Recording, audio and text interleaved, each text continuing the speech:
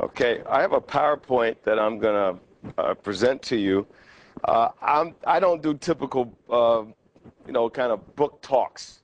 I know some scholars, we were talking over dinner, and some scholars will take the book and read the book to you. I will not do that. I will talk to you the same way I would one of my classes. So forgive me if I sound a little patronizing. I only know one way to do it. I'm a professor, so that's how I give talks. I give talks like a professor. What I did was I took some of the photos from my book, and as you can see here, it says Photographic History of Soul Food from Africa to America. So some photos are in the book. Most of the photos you will see are in the book, but there are some photos that just don't make it into the book, but I think are emblematic of what I'm trying to get across here. So I'm going to share those photos with you and engage you in what I found in my research. And then, to me, the favorite part of doing talks like this is actually hearing from you, getting your perspective, giving your thoughts, giving your reflection from your own life and your own experiences and your own family's history. So, I look forward to hearing what you have to say. So I'm going to get quickly through my part of it and then get into the Q&A part. Let me tell you what we're going to do. I have a project. I'm going to tell you a little about how the project began. Then I'm going to share photos with you. After that, I'm going to talk about the transition from rock to soul music and Southern food to soul food. From there, we'll talk about the political origins of soul, the term soul, where it actually comes from. And then we'll talk about soul ideology. Some of you probably didn't know there is a soul ideology. At least I didn't know when I first started the project. From there, we'll talk about soul food and the food industry. That is supermarkets and restaurants. I just asked a friend of mine about a good place to eat in Atlanta, and she knows where to go. So I don't know if the restaurant I go to, I don't know if it will say soul food on it. But again, things have changed with the food industry, and I want to tell you a little bit about that. From there, we'll talk about my definition of soul food. Many people don't know what soul food is. They hear the term soul music, soul food, but they're not really sure. So I think it'd be remiss of me if I write a book about soul food and don't really have a clear definition. So that's what we'll talk about. And then we'll get into a Q&A as I promised. All right, so let's talk about how the project began. It was a Black History Month lecture done in 2000, before I received my PhD. I was actually just after I received my PhD. I received it in December of 1999. I defended my PhD. And that year, I was actually a high school teacher working at a church, a very large mega church in Washington, D.C. And there was a doctor on the staff, and he was doing a men's seminar, kind of a health seminar. And I approached him and just said, look, I'd like to get involved. I'm very interested in health. My first degree is actually in physical education, and that's what I did for 3 years. I was a physical education teacher before I went back to school. So I've always been very interested in health and, from my athletic background and things like that. So I said, look, how about if I give a presentation on why African Americans eat what they eat and how it affects their health? And I'll call the presentation The Origins of Soul Food. If this is the cuisine that we as a people are eating, why not learn historically about it? So that's what I did in 2000. Then I spent 7 years after that lecture doing the book research. And I decided to do the project because it was so much fun preparing to do this seminar for these men. And they were very engaged. We had a great time. It was serious, but at the same time, there were some humorous parts to it. And I just said, this could be something I think I would really like. This wouldn't be work for me. This is something I can do. I would enjoy doing it. I love to cook, and I love history. So I said, wow, this is a great project. And little did I know it would take 7 years to actually pull it off. So what kind of research did I do? I started off in 2000 just reading books and articles that were published on foodways, or African-American foodways in particular. And I read people like Jessica Harris, who was one of the foremost scholars when you talk about foodways. I read a lot of different people. But one of the things I found is that there were cookbooks, people that were writing cookbooks with a little bit of history. And there wasn't a history book with just cooking, mentioned in it. So what I decided to do is to write a history book with some cooking in it. So there's recipes in my book, but essentially you're talking about an academic book which is accessible to the general public, which is what I wanted. So it will be used in university campuses, but anybody, you know, you might be going to the airport or you stop by Barnes & Noble for a trip, pick it up and say, wow, 180 pages, boom, I can knock this out. So I wrote it for the general audience, but it also is very academic at the same time. Then I did archival research. I visited the Library of Congress. I visited the National Archives. I visited Duke University Archives, University of North Carolina Archives, Emory when I was here in Atlanta. I spent a lot of time at the archives over at Emory University in the secondary sources. At Morehouse, we have the Atlanta University Library, Center Library. Spent a lot of time there. Probably wore out the woman that does interlibrary alone, getting all these different books from different places. But these are all places where I went to do research. And it lasted for a long time. In addition, once I moved up to New York and moved back home, I did research in the New York Municipal Archives. I had a fascinating document that came from the era of the Great Depression. And what FDR did was basically sponsor a program called the WPA, the American, it was like a writer's project. And so people that were scholars, who were out of work, he hired them to do interviews. One of the series of interviews they did was with former slaves. They actually did oral interviews with them and taped their interviews. And then they transcribed them all, and they're available at the Library of Congress. But the other project that they did related to what my book is about, it's a project called America Eats. And it was never published. So in every state of the union, you had researchers out asking people questions about their recipes, about church functions involved around food, all kinds of questions about food, food vendors, all kinds of questions about food. And all this very intricate research was done with interviews. And I came across one of these documents also in New York City. It was called The City Eats. So I came across this one in New York City, and then I went to Carolina, so I saw ones in University of North Carolina on North Carolina history. So again, I wasn't able to hit all the states because some of these records ended up at the Library of Congress. Some of them remained at the local level, and you only have so much time and so much research budget to actually pull it off. But I hit as many of these as I could. And that was mostly the archival research that I did. In addition, in Westchester County, where I'm from, I used the local archives there and used the 1930 census, which is one of the most recent census released.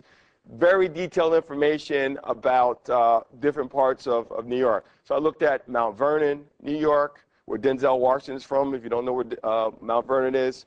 I looked at the Tarrytowns, where my family is from. And then I looked at Austin, where my mom's family is from, and Peekskill and some of these other areas. But you could actually look at a street and the names of the people that lived in a house, the kind of work that they did. You can get a lot of information from those census records, so I used that as well. Then I did oral interviews, did probably 30 or more oral interviews, some of them with family members, some of them with people that I had never met before in my life. But most of these people were people in they're usually over 60s, 60s, 70s, 80s, 90s, and some of them were born in the South, some of them were born in the North, but the majority of them are somebody that either had a parent that was from the South or they grew up in the South themselves. So they could tell me about life growing up in the South, but they could also tell me about what was going on in the North. So I did those oral interviews. Most of them were African American, but some of them were white Southerners. You know, again, so it was a pretty diverse group of people. And some of them were, as I said, my family members. Then I used autobiographies. Autobiographies of people like Nina Simone, Al Green, the godfather of soul, James Brown, Aretha Franklin. I used a ton of travel accounts. I used slave narratives, Fredrick Douglas narratives, who I'm named after. So a lot of autobiographies, a lot of travel accounts, Adam Clayton Powell. I mean, just numerous people that I'm thinking about. Langston Hughes, again, born in Missouri, but spent most of his professional career in Harlem to learn about what was going on in Harlem during that particular time. All right, let's start off with where the first chapter of the book. And the first chapter of the book is called the Commune. I think I call it like the Commune Exchange, food and the Commune Exchange. And I'm looking really what happens after 1492, with the start of the African slave trade. So I begin the book in 16th, 17th century West Africa and Central Africa, all these regions that you see here. And if you look again at the arrows, it shows you where most of the enslaved Africans were shipped to. And as you can see, By the maps, as New York, you have enslaved Africans were there. I teach in the Hudson Valley, New York, and certainly they had slavery there. But you also see that slaves went to places like Veracruz, Mexico. They went to Havana, Cuba, Kingston, and many parts of the United States in the South. Charleston, an important port of entry for slaves. One of the most important slave trading blocks in the country was our capital, Washington, D.C.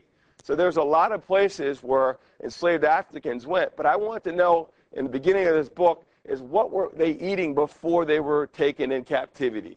And I want to know what survived that Middle Passage, what cultural tensions, as scholars call it. So again, I begin the book there looking at Igbo people, Yoruba people, Hausa people, Fulani people, Akan people, all different ethnic groups, to find out what were they eating and what survived that Middle Passage. One of the things that I should tell you is my specialty is Latin America and U.S. history. Every fall I teach colonial Latin America. Every spring I teach modern Latin America. And one of the things that may surprise you is that the majority of enslaved Africans that left the continent went to Latin America, the majority, particularly Brazil. Recife, which is in Brazil, one of the most important sugar-producing regions of South America. But the majority of slaves went to Latin America. We got maybe a third of the shipments of slaves went to what we now call the United States. Now, this is a very interesting document. You may or may not be able to see it. I'll read it to you. It says, to be sold on board the ship.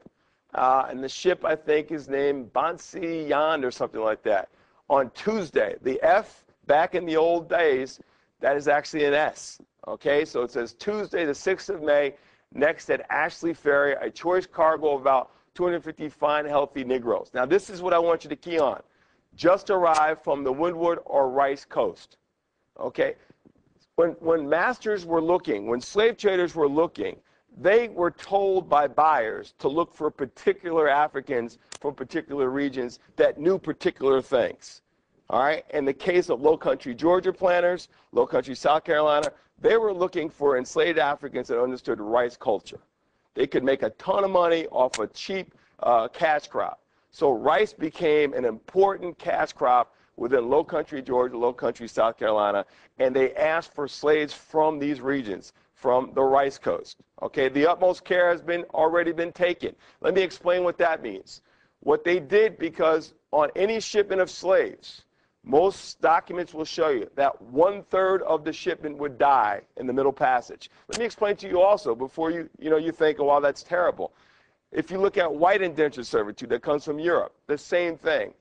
Probably 1/3 of white indentured servants that came to the Americas died on that passage, coming across the Atlantic. So it was a very brutal situation. In the case of slaves as valuable cargo, what slave ships would do is they would look at the slaves they were bringing in, and they would make sure that they provided provisions that was so much related to their own indigenous cuisine. So slaves that would come over would be eating many of the same foods best as they could, as cheap as they could, because again, you want to keep the price down, but they would make sure that these foods would come over. So you have dishes like Hop and John, and you see facsimile dishes like that are described in some of the primary documents I use, mostly travel accounts I have by white European, very wealthy individuals. Sometimes slave traders would have these travel accounts and document what they were eating. So there's this one dish called Dab Dab, and it really was, if you look at it in modern day society, we would call it the closest thing to Hop and John, okay, like a rice and peas type of a dish, and a very kind of gravy type of ingredient. But again, they were very careful about making sure that slaves had what they were used to eating to help them survive that passage, because if they die off, you're not making any money from that process. Here is a picture of a sugar plantation. If I remember correctly, it's in Antigua, in the Caribbean. I like this particular photo because it illustrates not only the enslavement experience, but in places like Antigua, places like South Carolina, where blacks, as Peter Wood says, were the majority. Anywhere where slaves that were the majority, it's their culture that dominated the societies where they were enslaved. However, you went in the Piedmont areas, all right? Piedmont areas would be like Buckhead to this area. It would be mostly in a region like this, you would have more Europeans than Africans because you couldn't produce that slave that kind of cash crop like a sugar. So in regions where you had Piedmont, hilly areas where you couldn't have these large plantations, it was the culture of the European that tended to influence the few Africans that were there. If you were in a Piedmont area and you were an enslaved African, most likely you lived in the same quarters as your owner. Now, you may not live in the same comfort. You probably slept in an attic or you slept in the basement, which would be no floor at all. But you ate with your master and you lived with your master. So you were influenced by that culture. Versus in this area, here it is, maybe 50 Africans here and one white man and maybe an overseer. Okay? So who's influencing who as far as diet at this time? It's these people, these enslaved Africans influencing this European. Who's cooking for this European? It's going to be an enslaved African cooking for this European. Okay? He may be providing the raw materials, but it's the African influence. Now, in other regions, like in the Hudson Valley or a Piedmont area, it's going to be the European influence and more the cuisine of the African. So it depends. This also is very much related to a class issue of what slaves are eating. So these are field hands. They're dispensable. The average field hand in the Caribbean may live until the age 30. They were making so much money on sugar that you would just replace this person as he died off. When you got to age 30, 35, you no longer were a productive worker. You were kind of sent out on your own to survive on your own, and more Africans were brought in. As more Africans are brought in, what else is brought in? Their African culture. So the culture is being influenced and replenished as new slave shipments come in on a regular basis. But in an area where you don't have slaves regularly being reproduced or brought in, it's the European culture that's more important, that survives and much stronger. Now, if you're a field slave, you're expendable, okay? So it's no big deal about you. But if you're in this situation and you worked in the sugar house, which is the closest thing you come to an industrial setting, a very complex process of making sugar, you don't just beat this slave. You don't just let this slave die out. This slave is treated very well. These are the slaves that have a better chance of gaining their own freedom through manumission. These are the slaves that are promised things and given opportunity. They're treated much different. The food they're given is much different. So there is a class dimension when you even talk about what you consume during the enslavement process. Now, this is a picture. We move now to the 19th century. This is a picture from the Civil War. Most Africans on both sides, the Confederate and the Union forces, in the beginning of the war, Union forces only used enslaved Africans as cooks, as basically domestic servants during the war for Union officers and for Union outfits, or they would work in construction building forts. So this is not uncommon at all to see a picture like this, and probably in the background there's probably a white regiment waiting for their chow to come. So this was quite common that you would see enslaved Africans during the Civil War on both sides providing food for white troops. Very common. Now here we move to the process of emancipation. This is a photo, if I remember, it's from, I think this one's from Virginia, probably around the turn of the century. And this is the experience of most Africans that did not have a skill. So we talked about these highly skilled slaves like worked in the sugar house, or in the case maybe here in Georgia, a highly skilled slave would be a blacksmith, would be a carpenter. In the case of Fredrick Douglass, he was a caulker, a person who filled the gaps between a ship. These are highly skilled jobs that when slavery is over, you have a marketable skill and your life is much better than somebody that just worked in the field. So here's a couple, again, very meager dwellings. This, excuse me, go back. This is the refrigerator. All right, this is what most people, white and black, had as a refrigerator with a block of ice that we brought in and put in the bottom. Okay, so very meager meals. The title of the book, Hog and Hominy, comes from people whose life existed around cornmeal and salt pork, or hog. That's where the title comes from, Hog and Hominy. That was the existence. That's what most people could afford. That's what most people could keep from spoiling. But yet, at the same time period, so if you look at this picture, again, turn of the century, 1910 maybe, 1905, here's a very poor family, probably tenant farmers or sharecroppers, barely existent. Yet this picture, which is from Hampton, Virginia, Hampton Institute started by Booker T. Washington, here's a middle-class family, educated family, who has much more access to the same type of quality food that any middle-class white person has. All right, probably a professor at Hampton University with his family and has a domestic servant that was most likely as a black person. So very different experiences. The same thing if you would look at Tuskegee Institute or if you look at our Hampton Institute. All right, so these places, you're talking about places where you had elite black people. And what Booker T. Washington did in Alabama, Tuskegee, is that he made sure that all the farmers around Tuskegee learned how to become self-sufficient. And what you see is a better quality of life and living even among farm people, black farmers around Tuskegee Institute.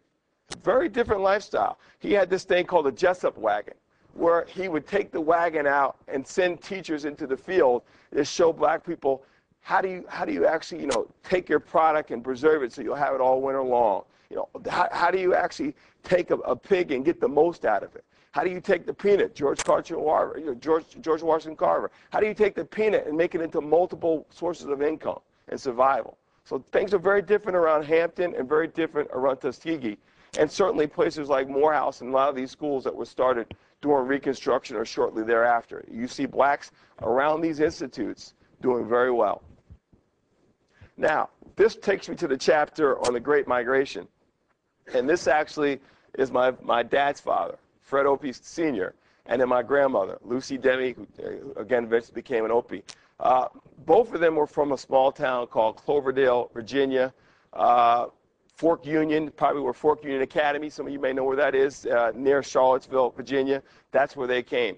They came and left Virginia and went to the Tarrytowns. Now, why the Tarrytowns? Why migrate there? Well, certainly most of us know by now that blacks left the South for two reasons. Certainly political persecution. They came under Jim Crow to try to keep blacks repressed, the period of white redemption.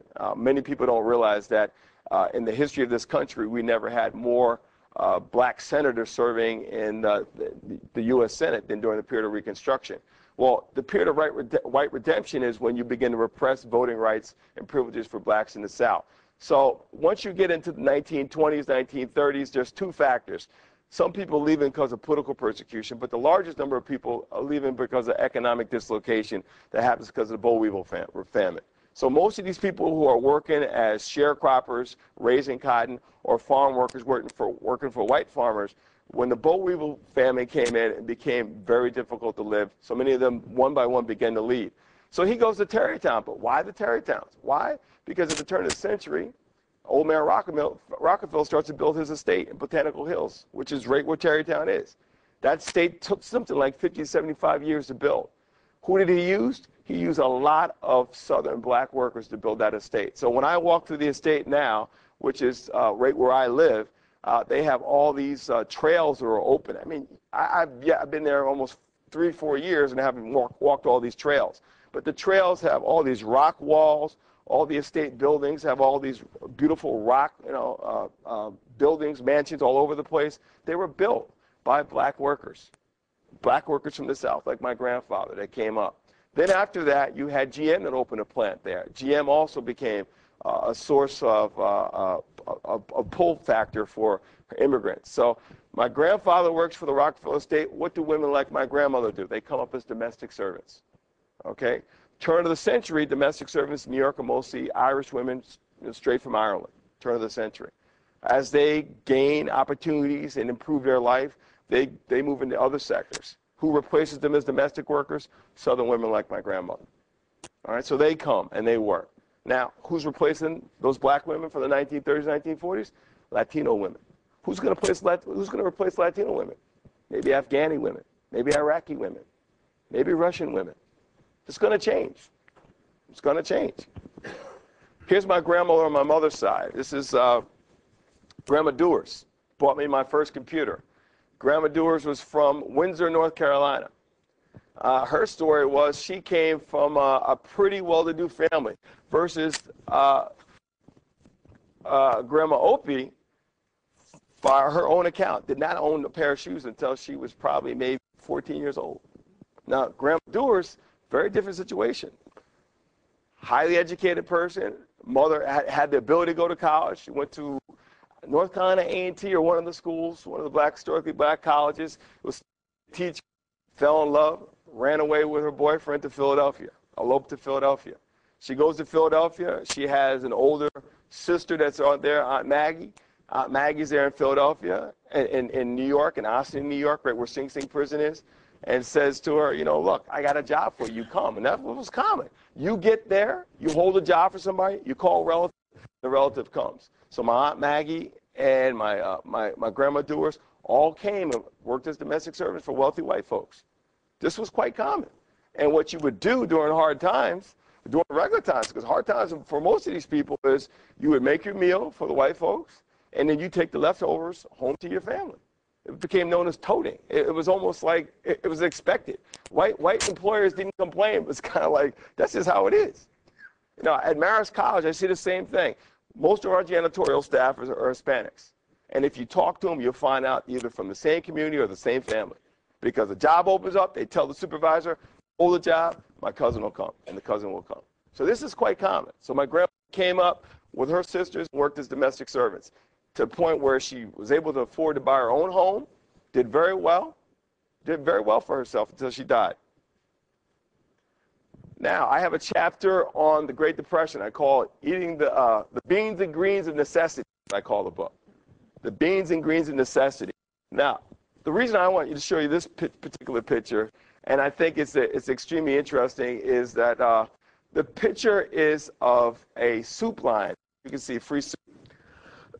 During the Depression, people would survive through soup lines. Now, what would they do? They would go to soup lines in Salvation Army. They would go to soup lines at churches. This is a soup line in Chicago run by Al Capone, which is extremely interesting. You know, that Al Capone, despite all his nefarious behavior, saw enough to have a soup line. Now, it's not just a soup line, it's an integrated soup line. Now, a lot of my friends and some of the new scholarship that's coming out is to show that Jim Crow did not just exist in the South. Okay, we had de facto Jim Crow in Chicago, New York, a lot of these places. So there wasn't no colored-only sign, but it was you were known, you know, you knew where you're supposed to go and not supposed to go. But when it came to depression was a very leveling factor for a lot of people. And you would go to places like this, and you would have integrated settings that I have documents from the National Archives of people at food relief and their integrated situations. Now, the next chapter after that is a chapter that I call, it's on Jim Crow, and I call it Eating Jim Crow. And it's about what did people of African American descent, what did Latinos, what did Native Americans, but particularly my emphasis, what did African Americans want to eat outside their home during the period of segregation. And if you look carefully, this is the picture from Gorham, North Carolina, about the 1940s. This side says white, this side says color. All right, it's Farmer's Cafe, quick lunch. Okay, so there's a white side and a black side. And what you will see is that, to me, the most ironic thing, you know, from interviews with people as well as looking at the document, is that in these segregated places of eateries, who's cooking the food? Black folks. Segregated, but black folks cooking the food. It's the most ironic thing in the world to me. And let me tell you something. When you go into a restaurant, make sure you are nice to the people serving you. Because some of the stories that I heard of what people would do to get the redneck folks back, it was absolutely incredible stuff. You know, things that ended up in people's food, you know. If you saw the color purple, you know what I'm talking about, okay? So it was really interesting. So in some places, it would be a white owner, and then there'd be a black window at the back of the place. So a black person would go to the back of the place, and who is serving you when you get there? Black people to work for this white diner. And what they would do is you would give them $1, and they'd give you $10 change. All right? They would do all kinds of stuff. Now, let me give you a quick funny story. In my hometown of Croton, there was King's Pizza and there's Capriccio's. Capriccio's was the pizza shop that my friends, they all worked at. And they were about, I'm not going to tell you their names because I've embarrassed them, but they were about, in this family, good Catholic family, about 8 kids in the family. And they all worked at the pizza shop to the point that when Capriccio's was sold, when you bought Capriccio's, you bought it with of hiring one of the members of this family to continue to work, answering the phone, taking orders. But what they would do, I didn't know this till later on, what they would do is they would take orders from their friends, and then say, you know, we get an order for one pizza and then send out 3 pizzas to other friends. So it was quite common during segregation that people would do this. They would undermine the system by coming up with all kinds of ways of getting back at the owners for their treatment. So this was quite common. Another thing that people did was, and this is an interview of this woman whose father was a preacher, and it was quite common for preachers back then to be on a circuit. So you would have several churches. You wouldn't just be the preacher of one church to survive. You had several country churches. So she would spend most of her Sundays going from different communities with her dad. He'd preach at 9 o'clock at this church, 12 o'clock at this church, and then 6 o'clock at the other church. And they would go in their car. But because of segregation, they couldn't stop. So one of the strategies they would do, there were these 2 girls in their community, in their local church, who were light enough to pass. And what they would do, they would go to white-owned restaurants, send the girls in to get the food, and they all white girls. They get the food, bring it out to the car, buy the food, and they keep going. So these were common things that people would do to try to pass. If you read James Weldon's book, The Autobiography of an Ex-Colored Man, you'd know what I'm talking about. The whole idea of passing. The other thing that black people did during the period of Jim Crow, this restaurant, you can barely make it out, but it says for colored. Bryant's Hot Fish, okay? What black folks did is a lot like what we do. How do you all find out where to eat in Atlanta? What are some of the places you go to? Some of the places you go to have these little stickers called Zagat. Well, black folks had a mental Zagat. And what they would do, they would go to a community, or they would know. If you were leaving from Austin to go down south to go to school, there were places you knew. Go to this place, go to that place. Or you would pull into a town and you'd ask a black person and they'd tell you right away, go there. It was a Zagat system that they created to survive. And they would know where to go. They would know where to stop. So this was another thing that they would do. They would have their own kind of Zagat. You would know it. If you were from upstate, and think about it, almost all of them had relatives after the 1920s that migrated up south, up north. And like my father, he would grow up during the summertime. He'd go down, stay south with his relatives during the summertime. So they began to know the interstates. They knew places where it was safe to eat, not safe to eat. Same way some of you get in your car and you go someplace, you know where to stop and where not to stop. And some of them are not Zagat rated, but you've talked to people. So you know, don't go there. Go there. And that was the same thing black people would do. This is a safe place. This is a white-owned restaurant will treat you with respect. This is a place where you can go. If you saw the movie Ray, you probably remember Ray Charles traveling all over the place in what was called the Chitlin Circuit. And again, this is a place where you can't stay in a hotel as a black person in the South in a white-owned hotel. So you would learn about bed and breakfast places that were run by these black women, and they would make money catering to black travelers. And again, this was another quake. So this is a picture. This one's from Alabama. This is about 1950, I believe this picture is. But again, places where you would go and you would sit down and you'd get your food and you'd pack up and you go your next gig. And they were from the South all the way up in Chicago and to New York, the Apollo Theater. A lot of these theaters were places, the Howard Theater. A lot of these places where people like, Ray Charles and other folks would perform. Now here's a quote from James Brown. Soul was about the roots of black music. And it was kind of a pride thing, too. Being proud of yourself and your people, soul music, and the civil rights movement went hand in hand, sort of grew up together. This is what James Brown says in his autobiography. He has several, but this is one of the ones that I read. So let's talk about this transition from rock to soul music, to southern food, to soul food.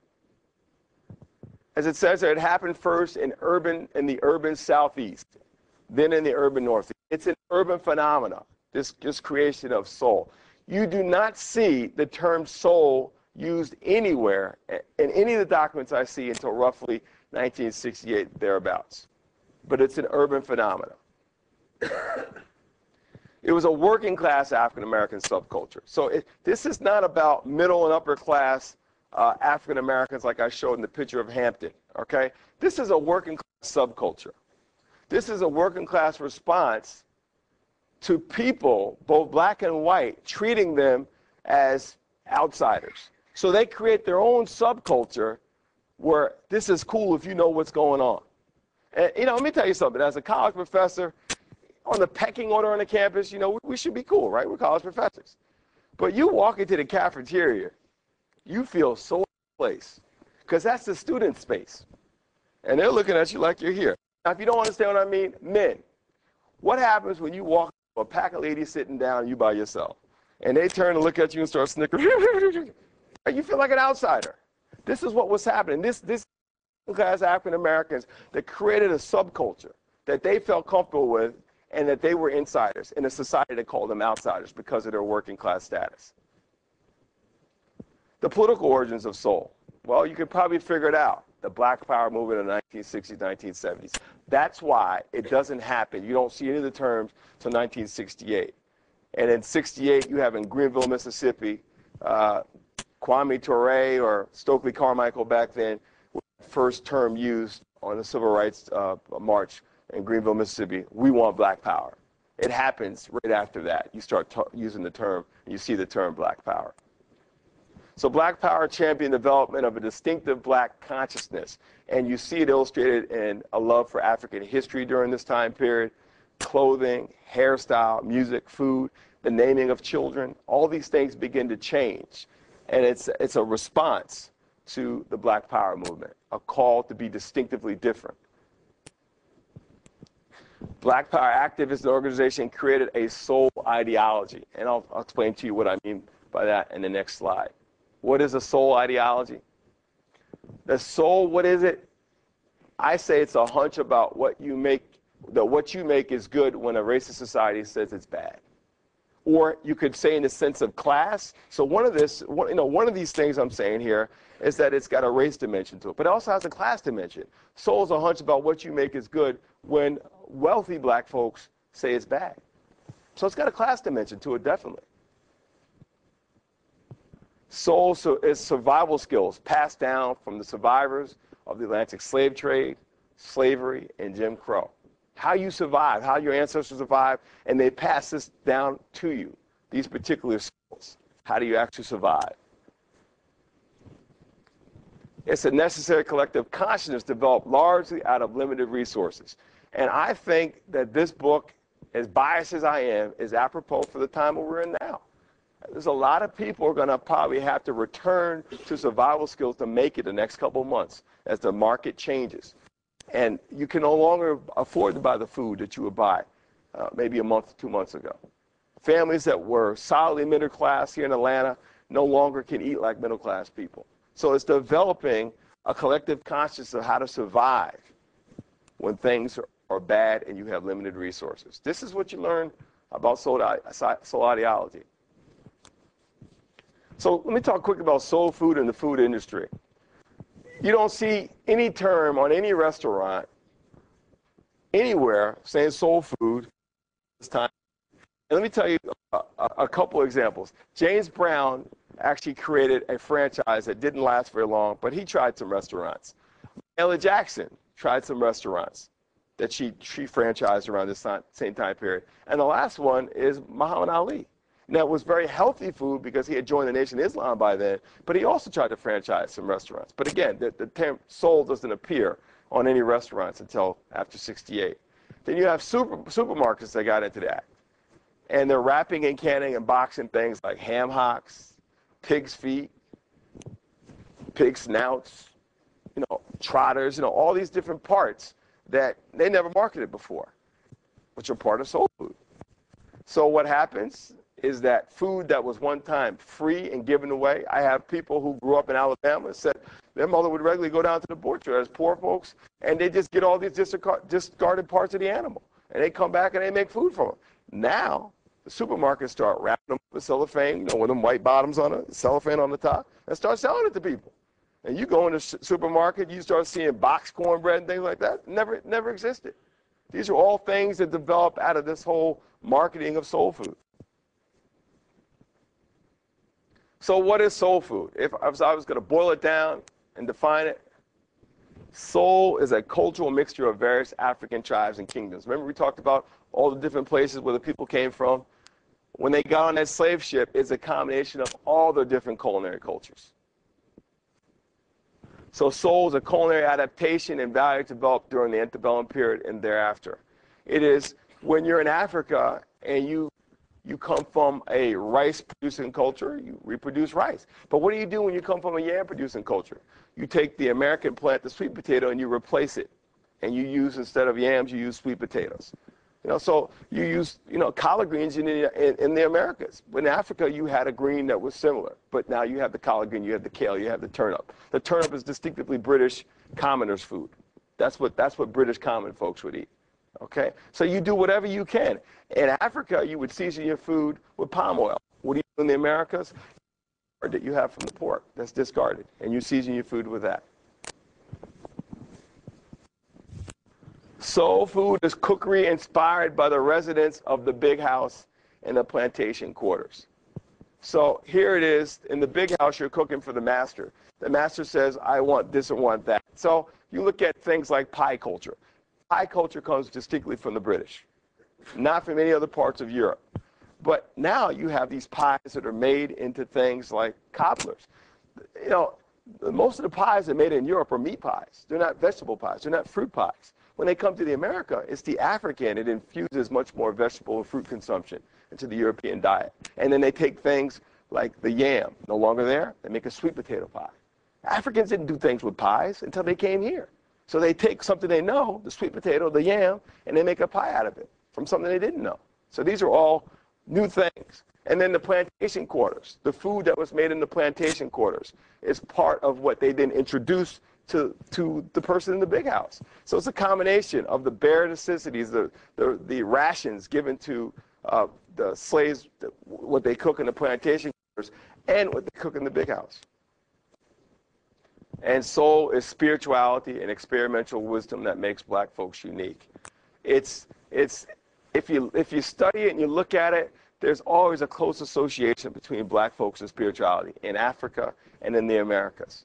One of the things I found interesting about poultry and the fascination with black folks and chicken, in Africa, it was the chicken that was used during special ceremonies. Like when somebody would become a titled man in their society, someone would get married, someone would die. It was chicken that was produced then. So that's the affiliation I see with chicken. And as my mother would say, if there's going to be one animal in heaven, it's going to be the gospel bird. Let's turn to questions and answers. I want to hear what you all think about this. I'll give you an example. I always thought Scrabble was, distinctly an African American, dish that came out of the slave. Well, I started sitting around the table talking with some of my white friends from South Central Pennsylvania that grew up on farms. That's where they ate Scrabble. So a lot of what I'm saying in soul food is what people all over the world do to eat with limited resources. Okay, that's kind of my global perspective of soul food, is what people eat when they have limited resources. So let me hear what you all have to say. Question in the back. Go ahead. Let me set this time because I want to be disciplined. 25 minutes. Go ahead. Knowing that you have lived in Atlanta, tell us where you would go to soul food here in Atlanta. No, you have to go to Shirley. Tell her the place you told me about. Because transplant. Okay. And transplants, and I was only transplanted for 3 years, so I barely got any roots when I left. So Shirley, what would you say? I recommended Colonnade.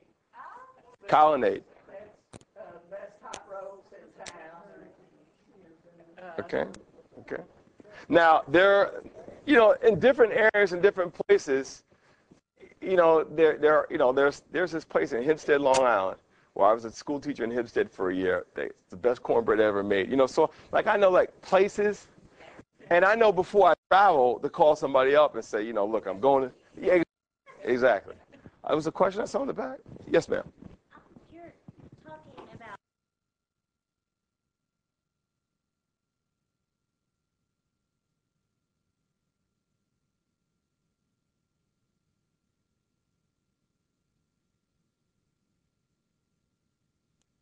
On New Year's, we have black-eyed peas and rice, and we have ham, and we have collard greens. Okay? Now, many white Southerners, you might be the same way. But again, you need to find out where the influences are. I mean, most likely, if you had some money, as white folks in the South, you hired a black cook. If you had some money as a black person in the South, you hired a black cook. All right? Now, when I interviewed people from the Caribbean, they did the same thing.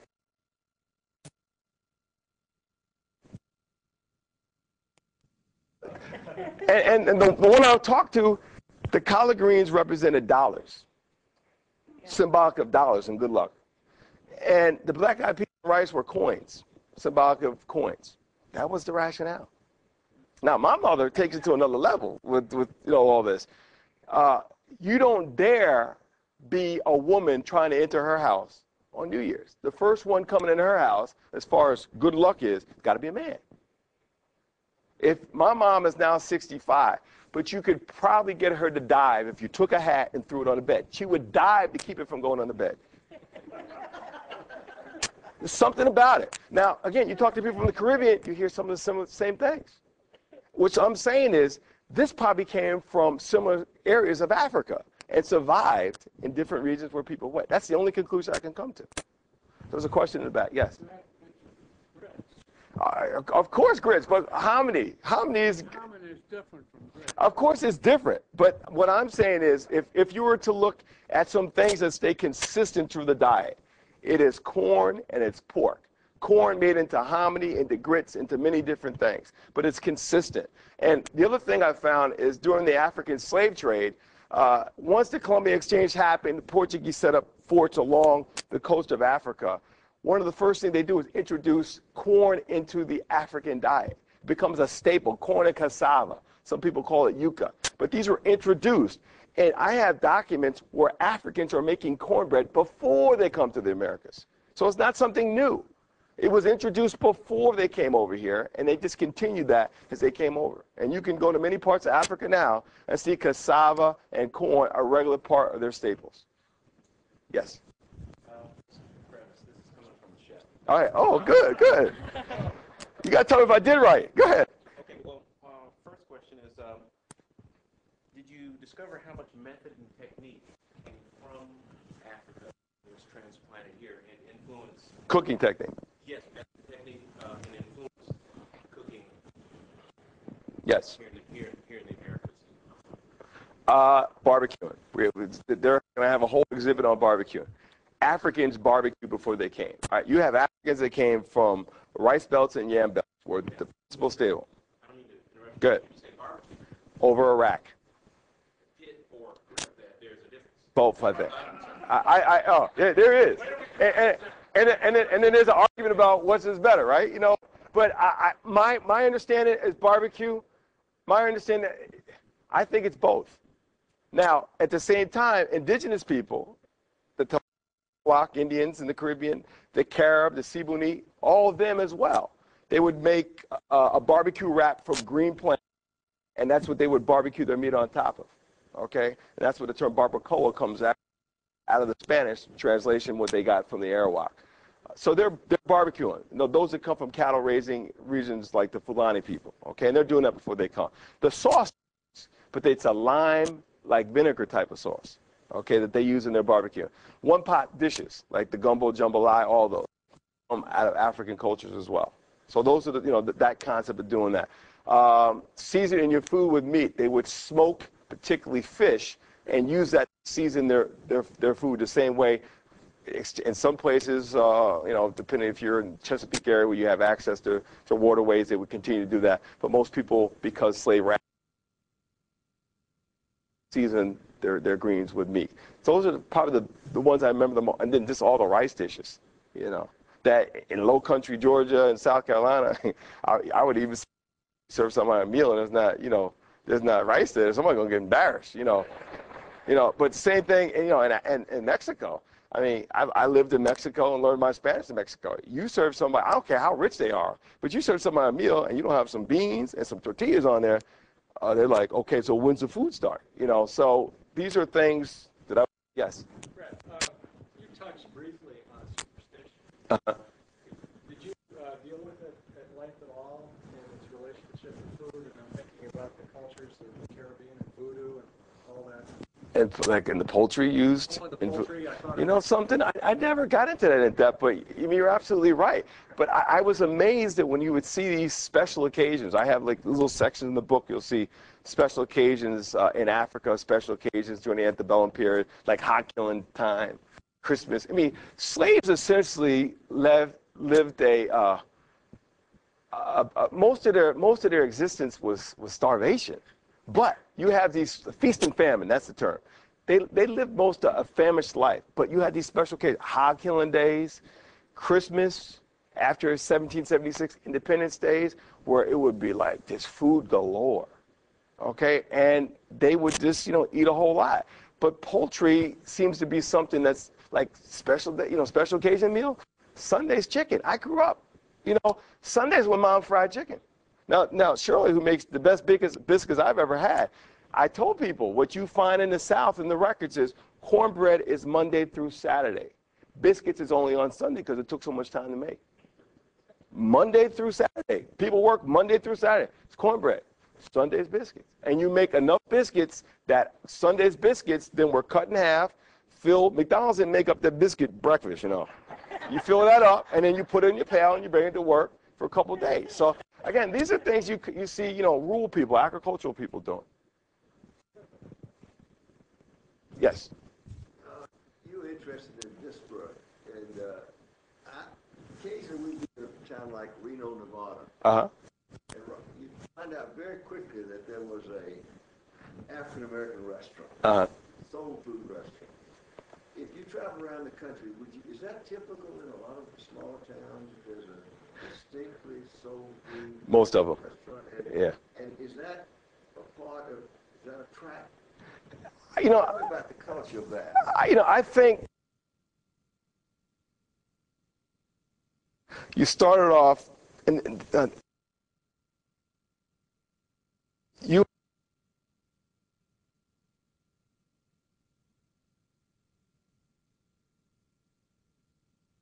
from Florida. She on Sunday would take orders, and you would put in an order, and she was making food, and you put in an order, and you'd come by at 4, you pick up your plate from her, okay? It comes from a person starting there, taking these orders of food, they get enough money, then they start catering. They start making money catering. Next thing you know, they're opening a place. You know what I mean? Now, these restaurants you're talking about, they thrived even more during Jim Crow because black folks could only go but so many places to eat. So they've actually have decreased in number. And, there was probably a resurgence in them, when soul food came out, in '68. But there used to be a lot more before, the end of hardcore segregation. Around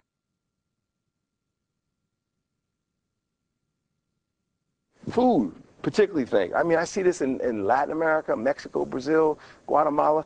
The woman who walks in the street of Guatemala while I'm in the National Archives doing research for the second book, got this pail of tamales that she stops. And the thing about it is she's making a ton of money. You know whose mother made a ton of money doing this? Grandmother. Maya Angelou's grandmother raised her. And it was a construction site. And she just would show up there and serve. They end up buying her own, fresh produce store. So this is a strategy I don't think it's distinctly black. I think it's what people do all over the world to survive. You start with something that you can do well, like cook. Yes. Is there something about this on yourself that surprised you, either in a wonderful way or in a disheartening way? Well, first of all, where did I think I was going? No, I think it's a great question. The number of things that white and black people have in common, and not just Southerners, but rural people. Whether you're rural in Pennsylvania, rural in North Carolina, I just was amazed at. And also, when I looked at the sources on what poor people are eating in Europe, France, people talk about French cuisine. It was poor people taking rancid food that they would take out of the garbage can and make these gravies to hide the nasty taste. And now you go to these restaurants and pay, buku dollars for them. But it's poor people taking food and trying to make it taste good, dignity, and then say, wow, this is something marketable. So that kind of surprised me. I think in some ways, black Southerners don't like the ideal of me saying that there's a lot in common between black Southerners and white Southerners in their cooking. But there's a lot in common. When I talked to Shirley and listened to some of the stuff she was saying, she was telling me about her grandmother and this biscuits, and I'm thinking, all right, okay, so where did grandma live?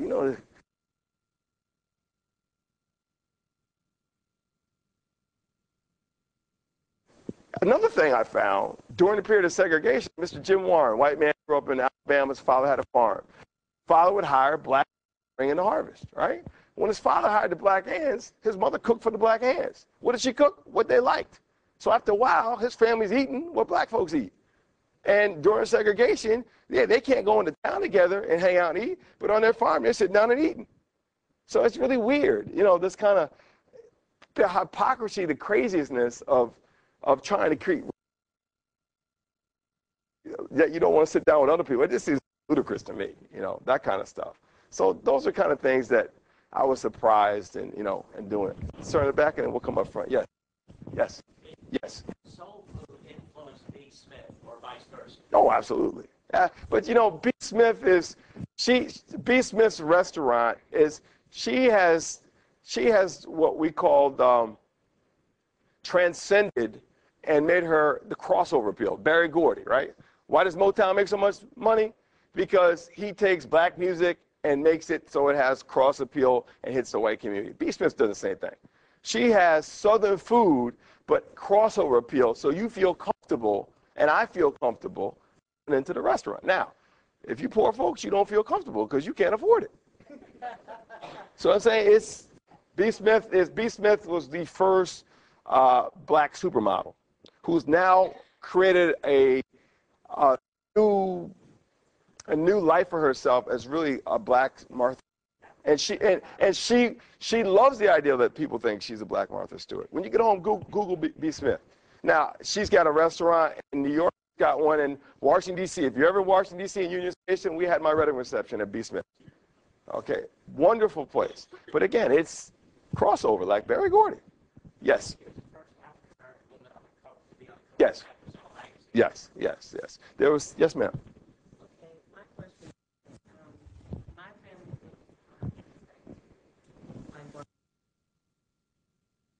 and they went there. Okay, a lot of what my family still does, we have a farm, we still have fruit trees, and I mean, we grow a lot of fruit, and we still pickle a lot of stuff. Can you all hear? Can you talk a little louder? Go ahead.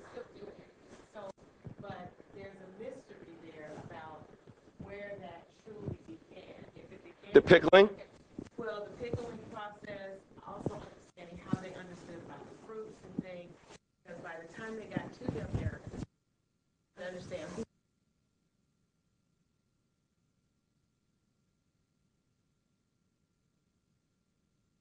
All right. When you talk about the slave trade, there's I can tell you from Latin America, you could pay one price for a zombo. Zombo is a born in Africa, okay, cheaper, not acculturated. Or you could pay another a price for what they just called a negro, just a plain black. A negro was an African brought from Africa, typically brought to Havana, one part of the Caribbean, acculturated for about a year, sometimes taught a skill and resold for a higher price. Slaves were many times sold several different times. So if you wanted a slave, you had a choice. Do I want, you know, the cheap version that I got to break in, teach English, teach Spanish, teach Portuguese, or do I want one that's seasoned? So Africans are picking up different things depending on if they're coming directly or if they're going. Now, Carolina is a prime example. Carolina was first settled, you know, the Barbados. The Barbadians, if you look at the first ones, were whites. You know the story, and Charles II came back into power. Those who supported Charles II while Oliver Cromwell was in power, he gives them rewards by offering them these land grants in the Carolinas, okay? And many of these people were connected to Barbadian planters. So the whites that settle the Carolinas come from Barbados. And when they come, they bring their slaves from Barbados to the Carolinas. So it depends on, you know, the region where you're talking about. Well, that was one of the regions that I read about. But, you know, from a health standpoint, you talk about health. It seems that they live a lot longer. Like my grandmother died at 93. She probably would have lived a lot longer. And like in Barbados? Yeah. Okay. I think it's a combination of things. First of all, that if you still live in an area where you're doing manual labor, you're walking everywhere, you're doing, and you're eating food that's not coming from supermarkets, been processed with all kinds of stuff, you know, all those things, you're eating a lot more roughage, less processed flour, processed sugar. All those things are just healthier for you. Would you say that the African influence in cuisine was clear in Latin America and Central America than anyone? Depends where you are. Again, you go to Recife in the sugar plantation regions of Brazil, it's strong. I mean, a lot of things. It's amazing to me looking at documents of enslaved women selling food in the ports of Bahia, ports of Rio, and New Orleans. Like the same stuff, same hairstyle, some of the same dishes, some of the same desserts, some of the basic same meals. It was amazing to me. It's a lot of commonalities. The African survivals in Louisiana and Brazil, the sugar producing regions of Brazil, are much stronger than many other parts of, say, like the Chesapeake region of the United States. So again, but now here you go to Guatemala, where you had slavery in Guatemala. In the coastal regions where you had hot climate and sugar producing, a lot more African influences. Prime example, I'm in Guadalajara, Mexico. Go out to catch the bus, and on the corner you have the church, and you have vendors selling food right near the church because there's so much traffic there. What are they selling? They're selling candied sweet potatoes. But they're not candied with brown sugar. They're candied with honey. But it's the same thing my grandmother did. So again, I'm arguing African influences. There's a scholar named Ivan Van Sertima wrote a book called They Came Before Columbus, where he shows the natural current that goes from Africa to the Americas. He shows through archaeological, like statues and masks and things like that there was a lot of influence between Africans even before 1492. So I would say, depending on where you are in Latin America, Cartagena, one of the principal ports of importation for slaves in South America, is another place. Real strong region. So it depends. So we're talking about region-wise. I didn't do a lot of research in Puerto Rico, but I did a lot of research on Puerto Ricans that then migrated to New York, because I have a whole section of the book called The Declining Influence of Soul Food.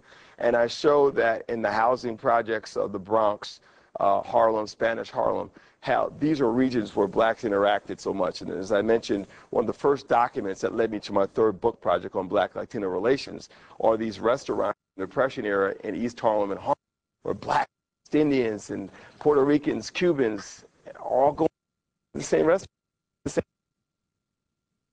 That I interviewed. In Brooklyn, one of the largest Panamanian diasporas in the world, you can go to a Panamanian restaurant, be Mexican, you could be Jamaican, you can be from South Carolina. You're going to find something on the menu. Many of them are these Jamaicans and other West Indians that came to build the canal. They bring with them. They bring the whole patty culture with them. Introduce it to Panamanians. So you can get the same patties you can get in Jamaica.